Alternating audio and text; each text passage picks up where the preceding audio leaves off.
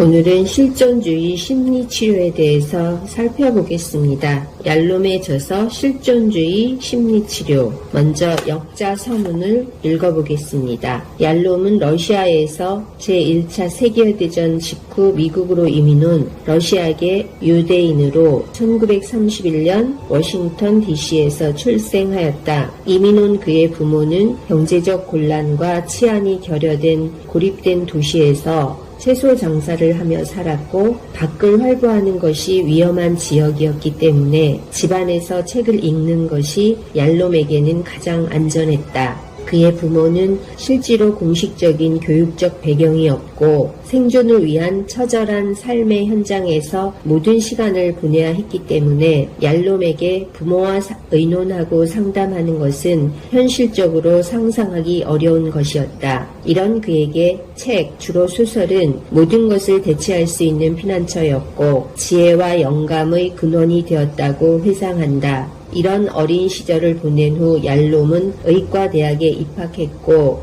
의과대학에서 정신의학 공부는 소설가 톨스토이와 도스토예프스키가 가진 인간에 대한 번뇌와 고민과 유사하다는 것을 느꼈다고 피력하고 있다. 역자는 그의 이러한 번민들이 이 책을 포함한 그의 주된 저서에 수록되어 있다고 생각한다. 오늘날 실존주의 치료는 심리치료의 다양한 형태와 상황에서 사용되고 있으나 실존주의 심리치료에 대한 구조, 분석, 그리고 그 사용의 유용성에 대한 것은 부족한 상태였다. 그러나 얄롬의 책 최신 집단 정신치료의 이론과 실제는 미국에서 70만 부 이상이 읽혀지고 있으며 이후 1980년에 발행된 실존주의 심리치료 역시 미국에서 32번의 인쇄를 거듭하면서 심리치료에 관심 있는 전문가들과 학생 그리고 일반인의 관심을 끌고 있다. 이 책에서 저자가 강조하는 것은 인간이 무의식적으로 죽음을 부정하며 소위 사랑이나 행복을 추구하려는 것은 잘못된 것이며 이러한 부정으로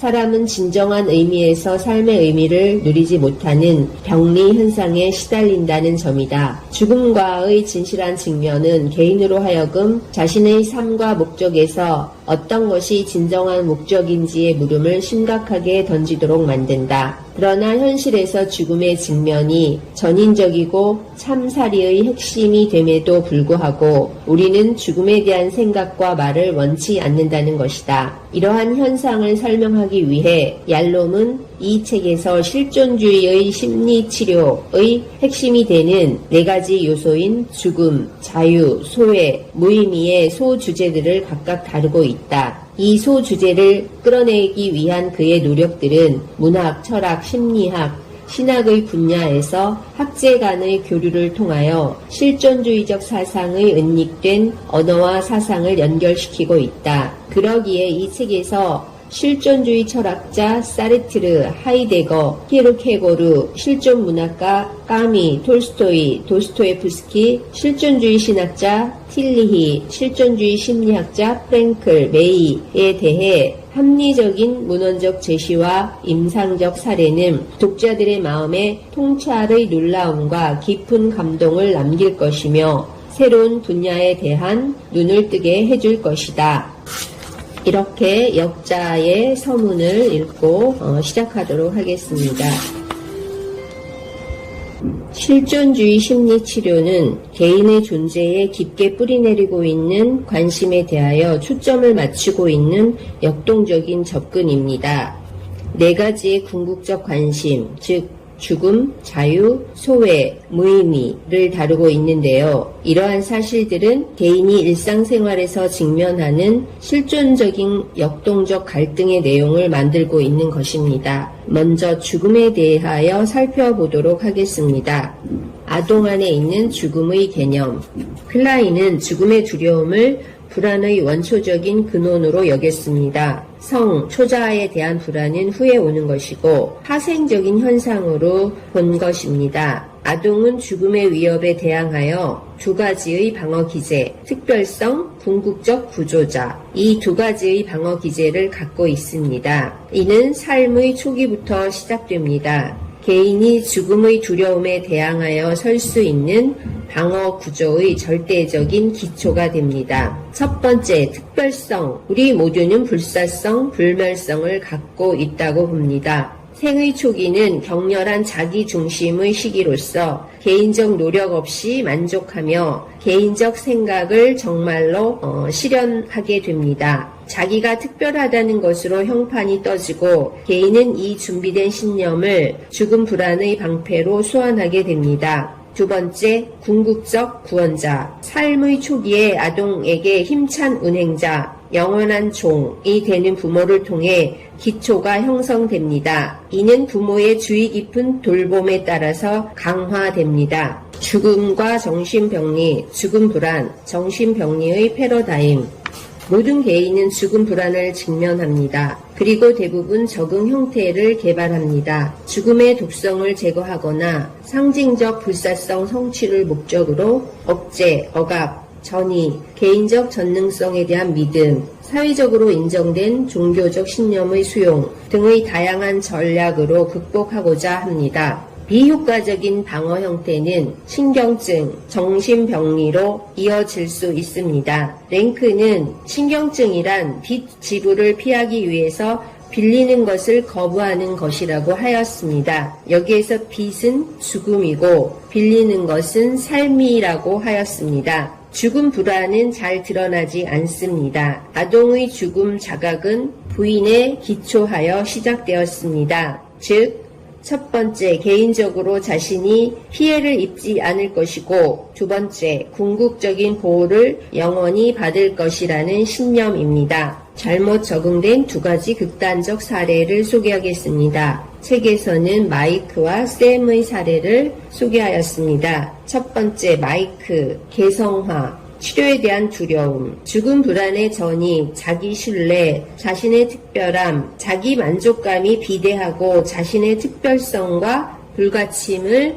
믿었습니다. 이것을 편의상 시스템 1이라고 정리하겠습니다. 두 번째, 샘, 용해. 삶 가운데 살지 않고 삶의 밖에서 도망치며 살았습니다. 외롭지만 샘에게 중요한 것은 다른 사람과 함께하는 것이 아니라 궁극적인 구원자에 대한 그의 신념을 확인하는 것이었습니다. 혼자 존재하지 않고 다른 사람과 융합하고자 하였습니다. 시스템 2라고 하겠습니다. 이제 시스템 1과 2를 정리해 보겠습니다. 시스템 1, 특수성. 특별성에 대한 신념은 적응을 잘하고 불안을 인내하도록 합니다. 용기, 자신감, 힘을 성취하면 죽음의 두려움은 더 누그러지고 특별함이 더 강요될 수 있습니다. 앞으로 전진, 성취하고 물질적 부를 축적하고 기념비적 작품을 남기는 것은 죽음의 문제를 효과적으로 숨기는 하나의 방법이 될 수 있습니다. 충동적인 영웅주의, 책의 마이크의 사례와 해밍웨이의 사례를 볼 수 있습니다. 충동적인 영웅, 자신 안에 있는 큰 위험을 피하기 위해 위험을 직면하게 됩니다. 이는 특별성 방어의 예를 대표합니다. 불안으로부터의 보호에 실패한 것 또는 도망가는 유형으로 퇴보한 것이라고 볼 수 있습니다. 또 하나의 예로서 일 중독이 있습니다. 사람이 일에 미쳐버리는 것으로서 자신이 앞으로 진보하며 위로 움직이고 있다는 분명한 신념을 가집니다. 이 또한 충동적이고 역기능적인 삶의 형태입니다. 원해서 하는 것이 아니라